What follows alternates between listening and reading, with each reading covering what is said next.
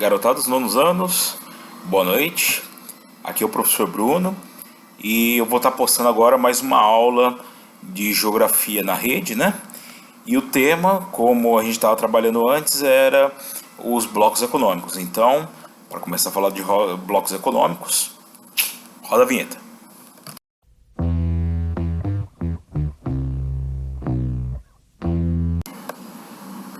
Olá, como eu estava falando para vocês, a gente vai falar então hoje de novo sobre blocos econômicos. Começamos falando sobre a União Europeia dentro da sala de aula, né? Hoje eu vou falar de outros 4 blocos econômicos. O primeiro deles, o SMCA, que é o antigo NAFTA, né? Que é o North American Free Trade Agreement, que é o Tratado de Livre Comércio da América do Norte, né? O Mercosul, né? O Southern African Development Community, que é o SADC, né, que é o da África, e a Comunidade de Estados Independentes da antiga União Soviética, né. Então a gente vai estar comentando agora sobre os 4. Peço para que vocês prestem bastante atenção ao que eu vou estar falando aqui agora, e logo depois eu vou estar postando algumas atividades sobre esses 4 blocos econômicos dentro da sala virtual de geografia. Quem não tem acesso, por favor, me pede no WhatsApp, se tiver o grupo lá do WhatsApp lá da sala de aula do nono A, B ou C, né? Ou se tem o meu Facebook lá, o www.facebook.com/aulasbruno. Eu depois vou estar colocando aqui embaixo, né? O endereço aqui na tela. E peçam, por favor, o código de acesso e eu vos envio e vocês têm acesso às aulas então. Então, como falei para vocês, vamos começar falando então dos 4 blocos econômicos, né? Então, bora lá. Meus alunos, então vamos começar falando sobre os blocos econômicos. Primeiro deles, o SMCA, que é o antigo NAFTA, que é composto por Estados Unidos, Canadá e México. O Mercosul, composto por Brasil, Venezuela, Argentina, Paraguai e Uruguai. O SADC, composto pela República Democrática do Congo, Angola, Namíbia, África do Sul, Lesoto, Suazilândia, que agora mudou de novo, que é Eswatini, né? Botsuana, Zimbábue, Zâmbia, Tanzânia, Malawi, Moçambique, né? O Madagascar, e as 2 ilhas, que é a de Seychelles e a de Maurício, e a Comunidade de Estados Independentes, que é composto por Rússia, Moldávia, Azerbaijão, Armênia, Uzbequistão, Quirguistão, Tajiquistão e o Cazaquistão. E os ex-membros, que são a Ucrânia, a Geórgia e o Turcomenistão. Tudo bem? Comecemos então falando sobre primeiro o que é um bloco econômico, né? Só para estar relembrando, são quando países se juntam sobre interesses comuns, né? Para obtenção de vantagens comerciais, administrativas, logísticas e alfandegárias, criando assim zonas de livre comércio, podendo evoluir para uniões alfandegárias, mercados comuns ou uniões econômicas. Isso vai depender do que cada bloco econômico tem como parâmetro objetivo, né? Então, quais são os tipos de blocos econômicos que podem ter aí?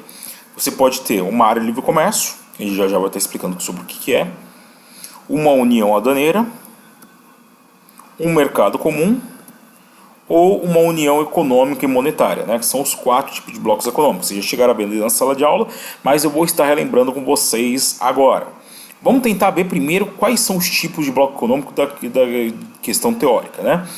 Primeiro, você vai tendo aí na parte azul as chamadas livres circulações. A primeira de mercadorias, a segunda a de capitais e a terceira de pessoas.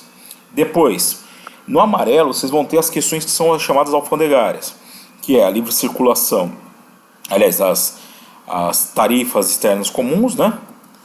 As câmaras comerciais e a legislação no âmbito comercial, né? O que pode circular em termos de legislação sanitária e tal, né? Ali contemplado no amarelinho. No vermelho, a gente vai ver as chamadas liberdades sociais, em que você vai ter a livre residência, o parlamento comum e a livre cidadania. Para depois, no roxo, você vai tendo a chamada integração econômica, em que você vai ter o Banco Central comum, a inflação equalizada e, por último, a moeda comum, né? Então, um bloco econômico ele pode cumprir esses 4 tipos de parâmetros, as chamadas livres circulações, as questões alfandegárias, as questões sociais e as questões econômicas aí. Vejamos então primeiro o que é uma área de livre comércio.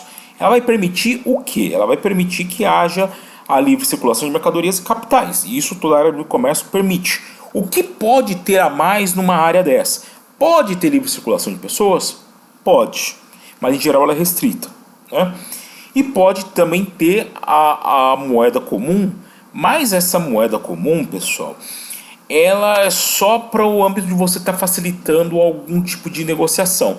Ela não vai ter inflação equalizada e tal. Isso às vezes é problemático dentro de uma área de livre comércio. A gente vai estar vendo mais para frente aí alguns outros tipos de blocos, né, que eu vou estar falando para vocês, que elas se configuram como ao mesmo tempo área de livre comércio e uma união monetária, não uma união econômica, tá? Uma união aduaneira que vai permitir o quê? Livre circulação de mercadorias, capitais, pessoas, a tarifa externa comum e vai ter câmaras comerciais. E o que ela ainda pode permitir? Ela pode permitir legislações comuns, principalmente para as questões sanitárias, né, para poder facilitar a circulação de bens, de mercadorias. Pode ter livre residência, pode ter parlamento comum e também pode ter livre cidadania. Depende de qual tipo de bloco econômico e o que for acordado entre eles. E o mercado comum? O mercado comum, na teoria, ele vai permitir circulação de mercadorias, capitais, pessoas, tarifa externa comum, câmara comercial, legislação comum. Livre residência dentro do bloco, ele vai permitir que as pessoas elejam um parlamento comum e que tenham cidadania comum. Beleza? E por último, e ainda tem o teórico de poder ainda ter um banco central comum, começar a se implementar esse banco central comum. Mas por último a gente vai ter a união econômica e monetária, certo? Que ela vai permitir tudo isso. Então, ela vai permitir todos os aspectos que estão incluídos no mercado comum, mais a questão de um banco central comum, de ter inflação equalizada e você permitir ter uma moeda comum dentro do bloco. Não quer dizer que todos os países vão adotar a moeda comum, como é o caso da União Europeia. Você pode escolher adotar ou não, né? Mas a maior parte dos países adotam para poder facilitar as trocas comerciais dentro e fora do bloco. Bem? Agora, vamos começar a conhecer os outros blocos. O primeiro deles é a NAFTA, né? O ex-NAFTA, né? Que é o SMCA. O que é o SMCA? É as siglas em inglês dos países membros. United States, dos Estados Unidos, Mexico, que é o México, e o Canadá, que é o Canadá, certo? População são de 491 milhões de pessoas. O PIB é de 23,7 trilhões de dólares, né? Que tipo de área que é esse daí? É uma área de livre comércio, né? Então, composto só por esses três países. E o que ele permite? Só livre circulação de mercadorias e capitais. Vamos dar uma olhadinha nos gráficos aqui, ó.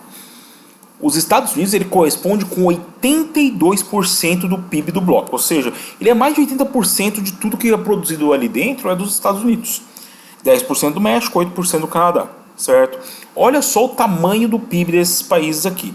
Só os Estados Unidos, pelos dados que é do Factbook, que é do site da CIA, né?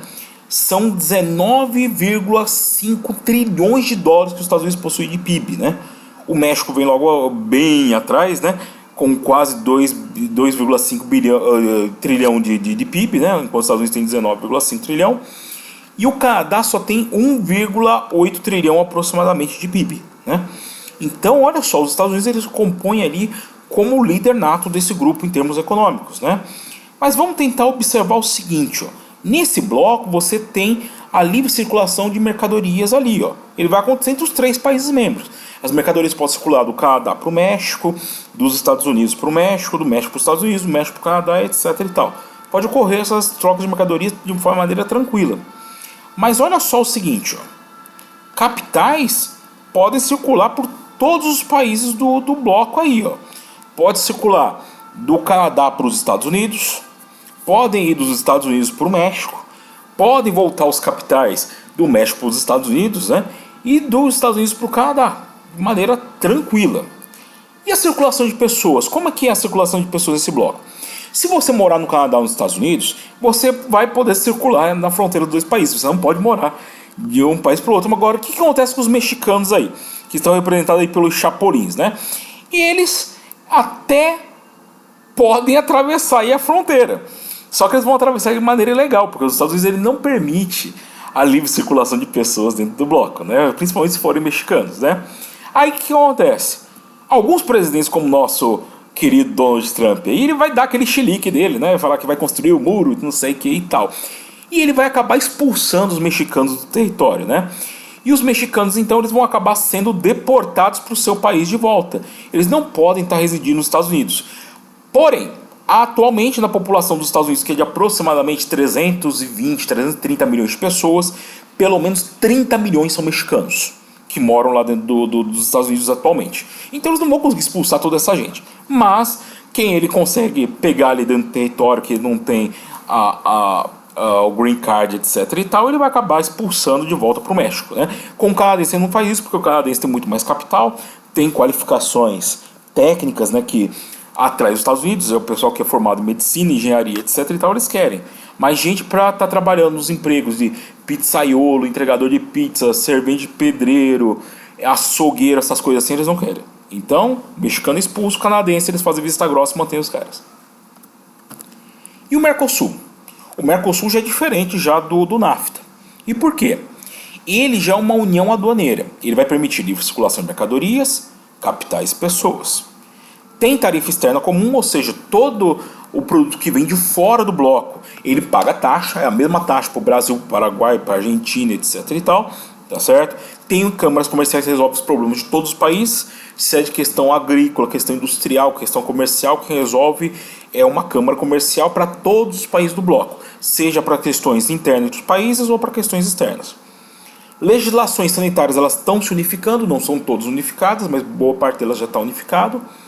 Livre residência no bloco, ela existe só entre 3 países: Brasil, Argentina e Uruguai. Cidadão desses países que quiser pedir livre residência para poder morar no outro país, eles podem pedir, certo? Eles podem ficar até 2 anos, pode se renovar por mais tempo e tal, mas tem que ser pedido no país de origem, né? E em todos os países do Mercosul você pode viver de um lado ou do outro da fronteira se você morar na região de fronteira. Então, por exemplo, quem mora em Foz do Iguaçu pode mudar para a cidade de Leste lá e morar em cidade de Leste, né? Pode comprar uma casa, pode alugar e tal, sem maiores preocupações. Então vai para lá.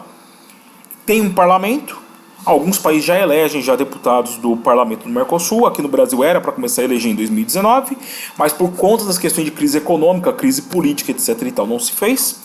E cidadania comum já tem. Tanto que se você for tirar o passaporte hoje, vai vir na capa do seu passaporte Mercosul ou Mercosur. Se você morar no país espanhol é Mercosur, certo? Se for aqui no Brasil é Mercosul.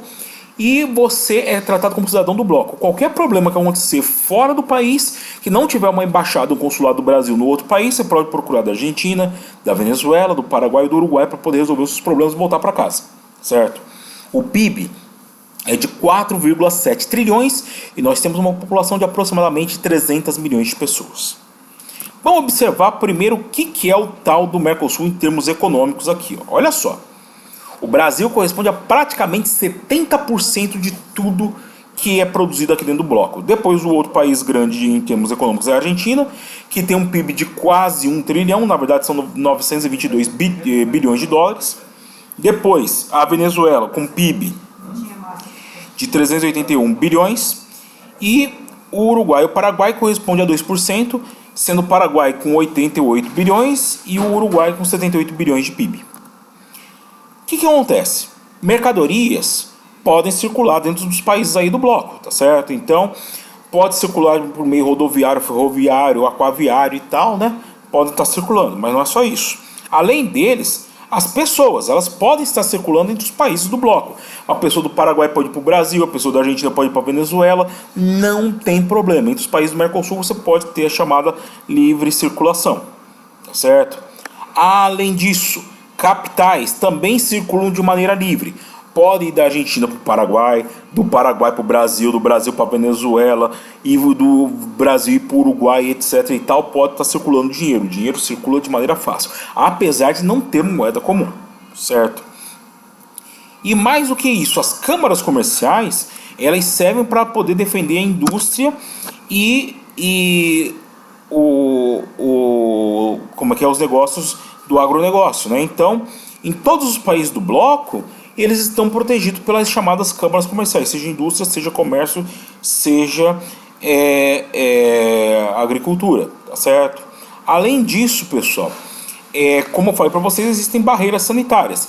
E essas barreiras sanitárias aí, pessoal, elas acabam favorecendo que haja também troca de rebanhos entre os países do bloco. Então alguém pode pegar o rebanho de gado e passar do Paraguai para o Brasil, do Brasil para a Argentina, do Brasil para o Uruguai sem maiores problemas. As mesmas barreiras sanitárias que são exigidas no Brasil são exigidas nos outros países do bloco, tá?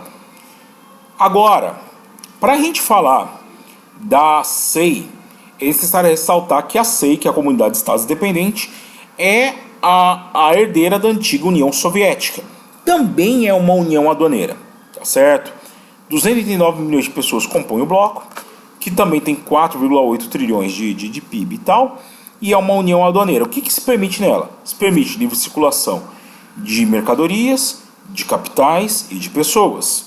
Tarifa externa comum e câmara comercial existe, mas é em um outro bloco, que eles têm um segundo bloco à parte ali, que é composto ali por Bielorrússia, que é composto por Azerbaijão, é composto pelo Cazaquistão, pela Armênia, é um bloquinho menorzinho, certo? Na maior parte do caso, ela acaba se comportando mais como uma área de zona livre comercial, certo? Uma área de livre comércio, certo? E ela permite livre residência, assim, também só entre esses países. E por que isso, pessoal? Porque essa união, ela foi feita para, na verdade, fazer troca dos arsenais militares que eram da antiga União Soviética e passarem para a Rússia, que era a herdeira de fato, certo? Tem moeda única? Mais ou menos, tinha, era o rublo. Mas só 2 países hoje adotam o rublo, que é, no caso, a Rússia e a Bielorrússia, tá certo? Só que é o seguinte, pessoal, vamos tentar entender ela em termos econômicos aqui. A Rússia também compõe quase 80% do PIB desse bloco. Todo o restante, todos os outros 22% são os outros países. O maior deles, o Cazaquistão, que compõe 9%. Mas olha só, é muito dispara a diferença entre esses países do bloco. Você tem a Armênia com 28 bilhões de PIB, a Moldávia com 23 e a Rússia com 4 trilhões de PIB. Certo? Então existe um país que ele é muito hegemônico em relação aos demais. Tá? Antes da gente continuar, pessoal, eu peço para que vocês hoje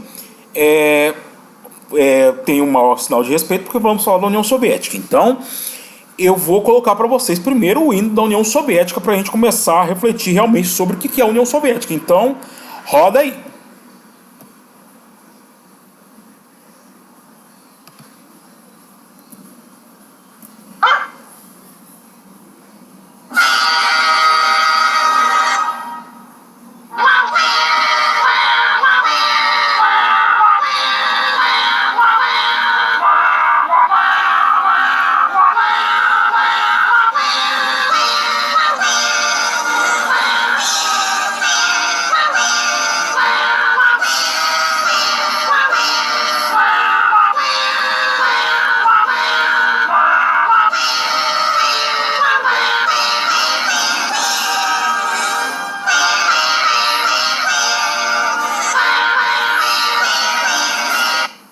Achou engraçado, é? O presidente da Rússia ficou puto com a brincadeira, ó. Bah, se prepare agora pra guerra, ó.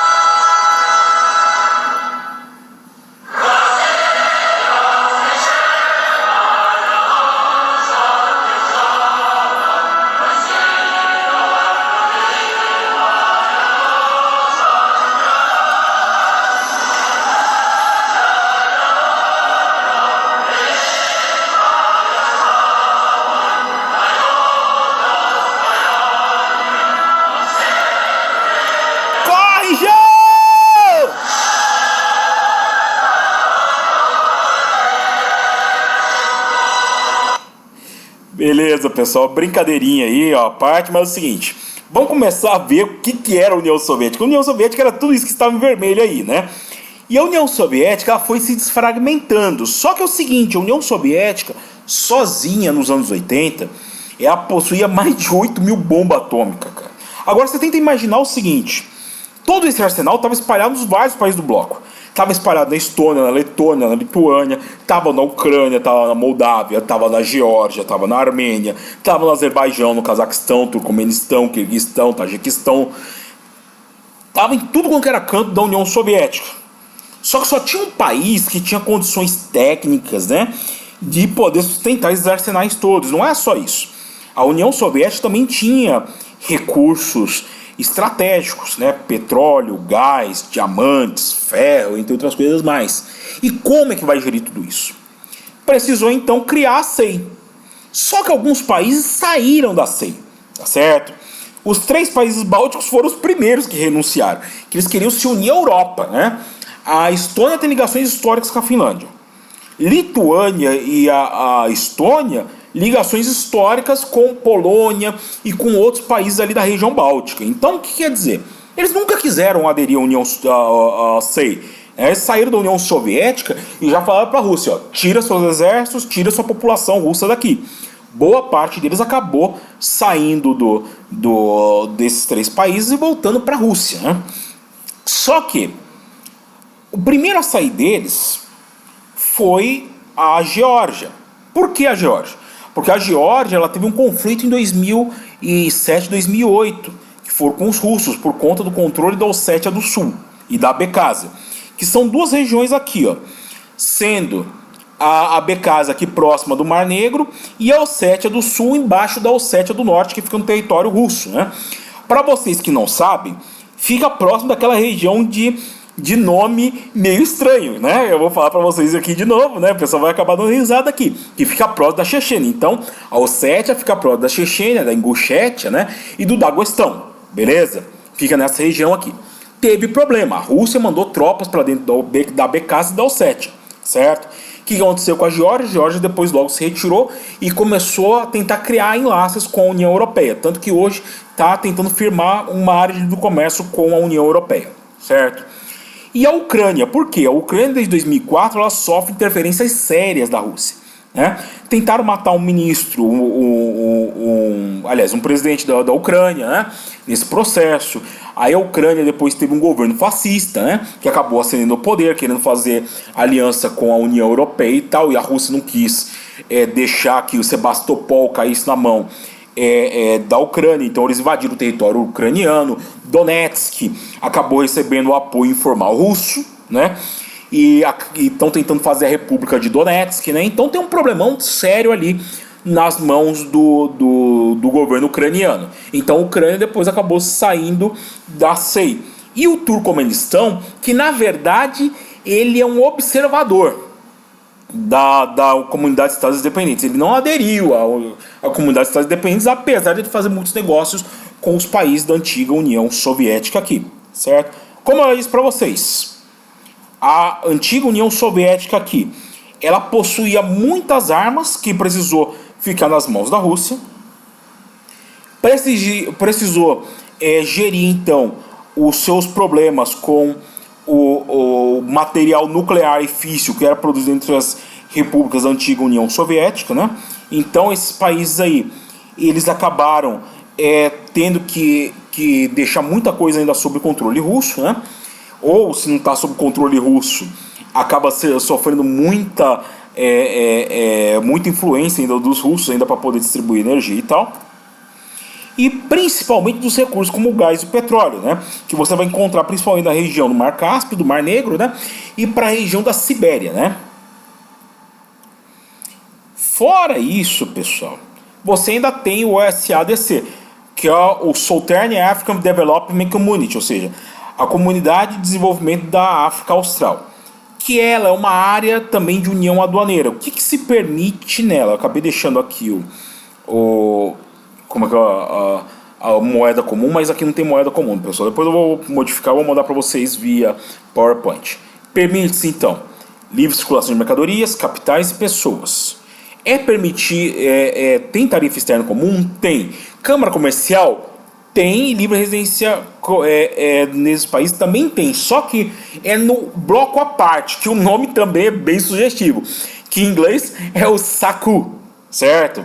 Southern African Community Ixi, agora eu esqueci, depois eu acabo lembrando o que é o, tá certo? Mas é a comunidade, a comunidade também dos países do sul da África aqui, que na verdade é a forma de união mais antiga que existe dentro da África. Ela foi começar a ser pensada em finais do século XIX, né? Só foi começar a se desenvolver de fato como um bloco econômico a partir dos anos 70, da década de 1970, né? Mas ela é composta por vários países aí, certo? São 338 milhões de pessoas vivendo dentro desse bloco, 1,5 trilhão de dólares de PIB e é uma união aduaneira.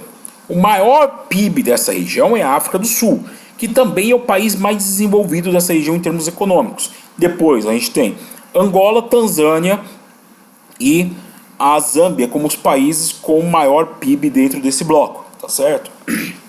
Destaque aqui é para Seychelles e Ilhas Maurício, tá certo?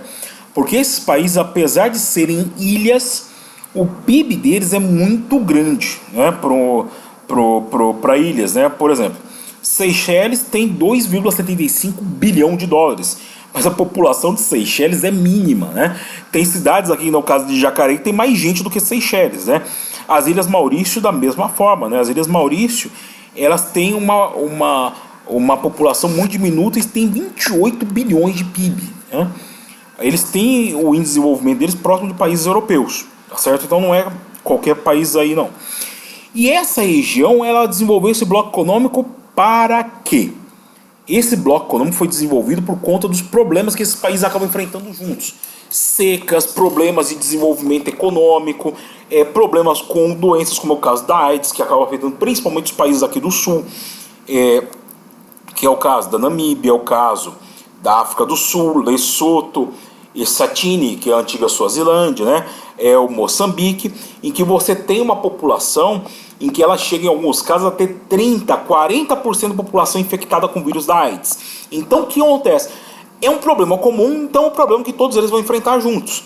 Só que não é só por conta de problema de AIDS, eles têm as questões econômicas, certo? Que no caso aí você vai tendo rebanhos, exploração de petróleo, exploração de diamantes, exploração de ferro e outros minerais ali que servem para exportação. Só que o que acontece? A maior parte dessas coisas aí, do que eles acabam produzindo, acaba indo para a União Europeia, acaba indo para os Estados Unidos, acaba indo para a China. Não fica dentro do bloco das riquezas. E o que eles pensaram? Ora, se a gente produz muita coisa, nós vamos ter que começar a compartilhar essa produção. Como? Vamos movimentar as mercadorias. Só que a maior parte das mercadorias desse bloco, olha só como é que elas circulam. Elas circulam do litoral para o interior, do interior para o litoral. Por quê? É a lógica europeia. As ferrovias elas iam do interior para o litoral para poder levar as coisas para a metrópole. Não tem praticamente coisas que circulam entre os países da região. Estão começando a fazer estradas de ferro, estão começando a fazer rodovias para as coisas poderem circular entre os países da região, certo? E aí o que acontece? Eles vão acabar incentivando também as indústrias. As indústrias nessa região elas acabam ganhando importância, né? Porque a maior parte dos países não são industrializados. Eles até fazem algum tipo de modificação. Por exemplo, eles transformam a bauxita em minério de ferro. Mas eles vão exportar a chapa de ferro para o exterior. Eles não vão fazer o carro, não vão fazer o avião, não vão fazer o navio. E isso é problemático. Eles vão pegar o petróleo e vão fazer o refino do petróleo e vão mandar para o exterior, para transformar em gasolina, para transformar em plástico e para usar para outras coisas. Não vão utilizar dentro do território deles. Vão, às vezes, comprar o produto já industrializado à base de petróleo de fora, né? Eles vão fazer a produção de soja, de boi, mas vão acabar comprando, por exemplo, a ração para o gado que vem de fora. Eles vão comprar, por exemplo, a jaqueta de couro que vem de fora, né? Então o que acontece? Esse SADC também serve para promover a industrialização dentro do bloco.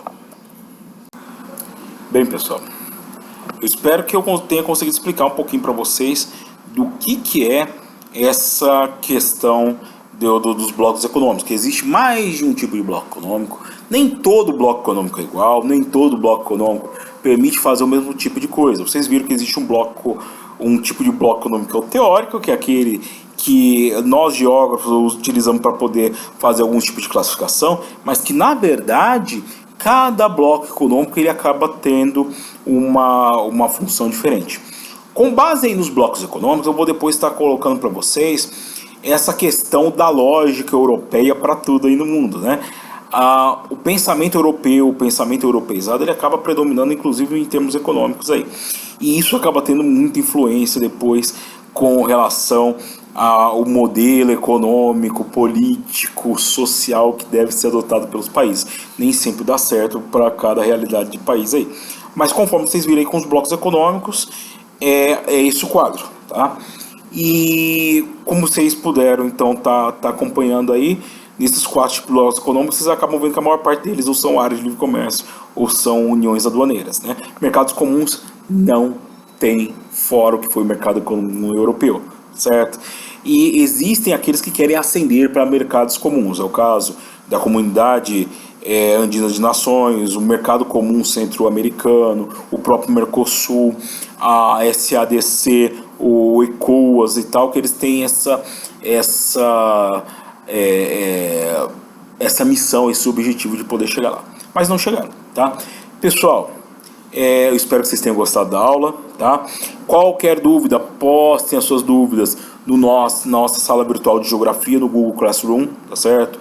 Eu vou passar para vocês aqui embaixo, né, o endereço do Google Classroom e do Aulas Bruno, né, para vocês poderem acessar lá no Facebook.